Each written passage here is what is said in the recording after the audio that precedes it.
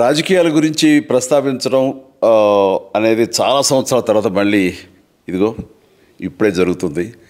దానికి ప్రధానమైన కారణం తమ్ముడు పవన్ కళ్యాణ్, అలాగే చంద్రబాబు నాయుడు గారు తెలుగుదేశం నుంచి, బీజేపీ నాయకత్వం వీళ్ళందరూ ఒక కూటమిగా ఏర్పడ్డారు. అది చాలా సంతోషం, మంచి పరిణామం.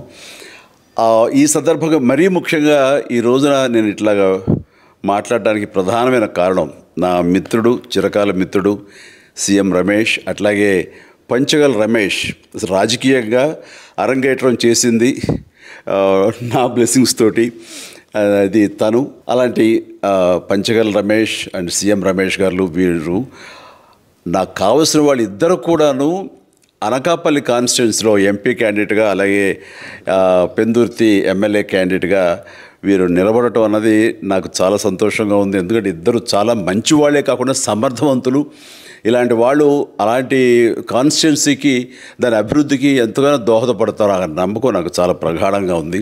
ముఖ్యంగా సీఎం రమేష్ గారికి కేంద్రంతో ఉన్నటువంటి సంబంధాలు, అనుబంధం ఇది మరీ మరీ ప్రత్యేకం. నాకు అది ఎప్పటి నుంచో తెలుసు. వారి గురించి నేను వింటూనే ఉన్నాను, చూస్తూనే ఉన్నాను.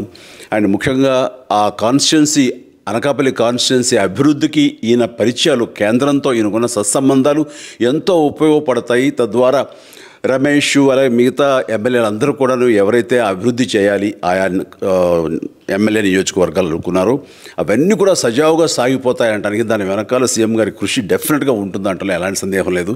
అండ్ వీరి నాయకత్వంలో మిగతా వాళ్ళ ఎమ్మెల్యేలు అందరూ కూడాను కలిసికట్టుగా అనకాపల్లి అభివృద్ధికి ఎంతగానో దోహదపడతారు అండ్ రిజల్ట్ చూపిస్తారన్న ప్రగాఢ విశ్వాసం ఉంది. కాబట్టి వీళ్ళిద్దరి గురించి ఈరోజు ప్రస్తావిస్తున్నాను. మీ అందరి ఆశీస్సులు వీళ్ళకి ఉంటాయని ప్రగాఢంగా నమ్ముతూ సెలవు తీసుకుంటున్నాను. ప్లీజ్ వారిని గెలిపించండి. అనకాపల్లి నియోజకవర్గం యొక్క అభివృద్ధిని మనందరం చూస్తాం. అంతేకాదు, నాది చాలా పెద్ద కోరిక, ఆంధ్రప్రదేశ్ అభివృద్ధి పథంలో ముందుకు వెళ్ళాలి. దానికి కానీ మీరందరూ నడుము బిగించండి. మీరందరూ కూడాను ఇలాంటి వారికి ఓటు వేసి మీరు గెలిపించి అన్ని రకాలుగాను మీ యొక్క ఆశీస్సులు వీళ్ళకు ఉన్నాయి అన్న భావాన్ని